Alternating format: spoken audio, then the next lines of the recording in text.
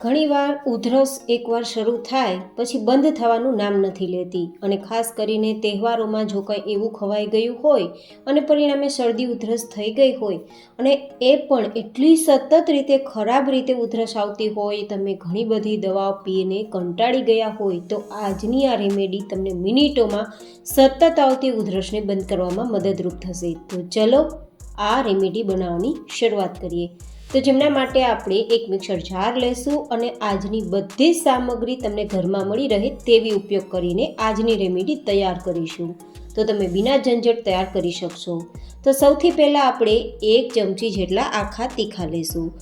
તીખાના ઉપયોગથી છાતીમાં જામેલ કફ પાતળો થાય છે અને પરિણામે કફને બહાર નીકળવામાં સરળતા રહે છે અને જો નાક પેક થઈ જતું હોય તો તે પણ ખુલવામાં સરળતા રહે છે.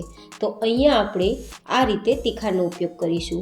આજે આપણે જે રેમેડી બનાવીશું ને તેને તમે લાંબા સમય સુધી ચલાવી શકો ને તેટલી બનાવીશું. તો તમે એકવાર બનાવી અને લાંબા સમય સુધી સ્ટોર પણ કરી શકશો, જેથી બિના ઝંઝટ તમે એકવાર બનાવી અને જ્યારે પણ આ શરદી કફ ઉધરસ થાય ત્યારે ઉપયોગમાં લઈ શકો છો.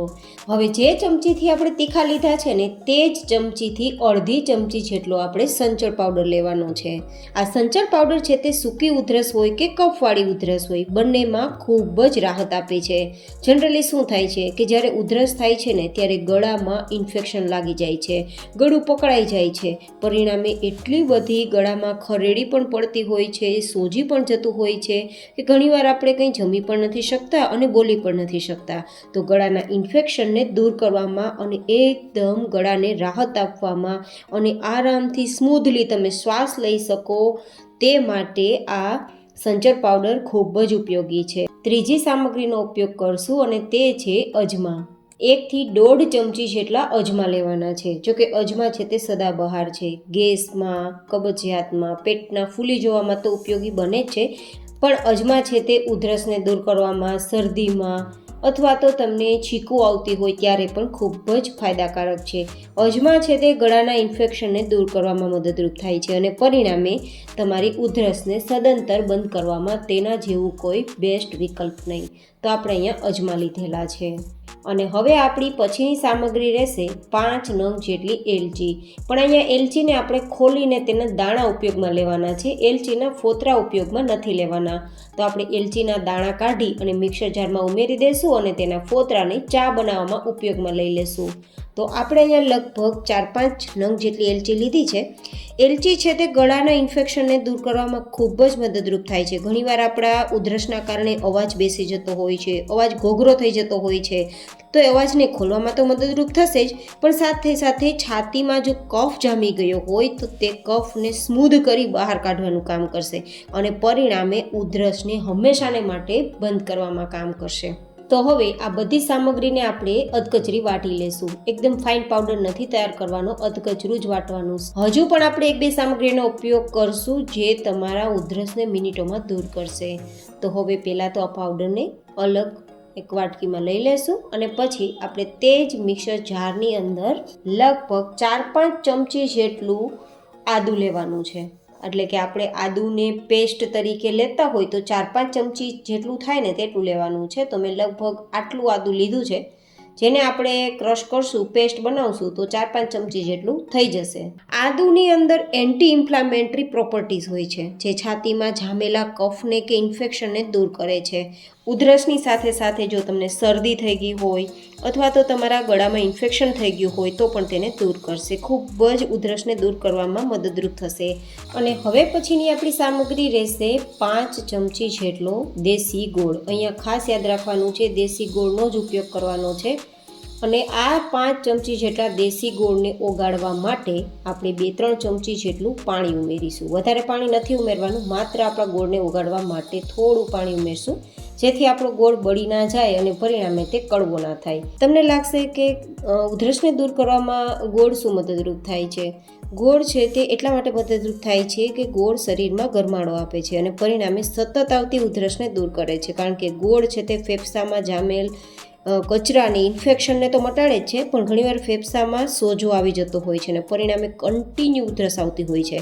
તો એ સોજાને તો મટાડે જ છે અને તેના કારણે શરદી અને કફને પણ દૂર કરે છે અને પરિણામે ઉધરસને પણ દૂર કરે છે.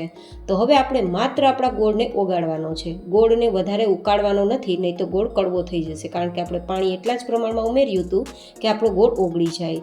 તો હવે ગોળ ઓગળતા ફટાફટ આપણે જે પીસેલું આદું છે ને 4-5 ચમચી જેટલું આદુની પેસ્ટ તે ઉમેરી દઈશું અને જે પાવડર તૈયાર કર્યો છે ને તે ઉમેરીને મિક્સ કરી દઈશું. હવે ધીમા ગેસની ફ્લેમ પર આપણે મિક્સ કરી અને 1 મિનિટ માટે કૂક કરીશું. તો આપણી આ રેમેડી તૈયાર થઈ જશે. પણ આ રેમેડી કોને લેવાની, કેટલા પ્રમાણમાં લેવાની તે પણ હું તમને બતાવીશ.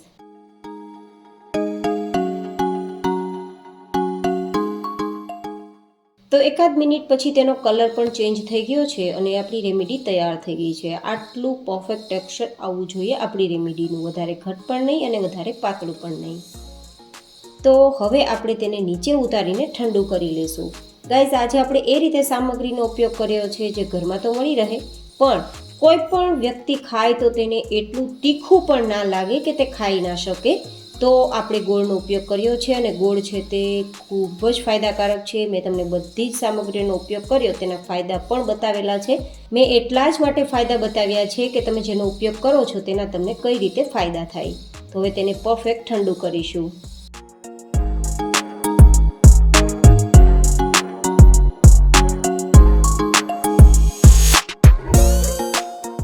તો એકદમ ઠંડુ થઈ ગયા બાદ આપણે કોઈ કાચની બોટલ લેવાની. આ કાચની બોટલને પહેલાં સાફ કરી અને તડકે સૂકવી તપાવીને પછી ઉપયોગમાં લેવી, જેથી આપણી રેમેડીને આપણે આરામથી 1 મહિના સુધી ચલાવી શકીએ. આપણે એકવાર આ રેમેડી બનાવી લેવાની અને પછી જ્યારે પણ ઉધરસ થાય ત્યારે તમે ઉપયોગમાં લઈ શકો તે માટે કાચની બોટલમાં ભરી દેવી, જેથી દરરોજ બનાવવાની ઝંઝટ પણ નહીં અને જ્યારે ઉધરસ થાય ત્યારે ફટાફટ તમે આ રેમેડીનો ઉપયોગ કરી અને તમારી શરદી ઉધરસને દૂર કરી શકો. હવે કઈ રીતે ઉપયોગ કરવાનો છે તે તમને બતાવી દઉં.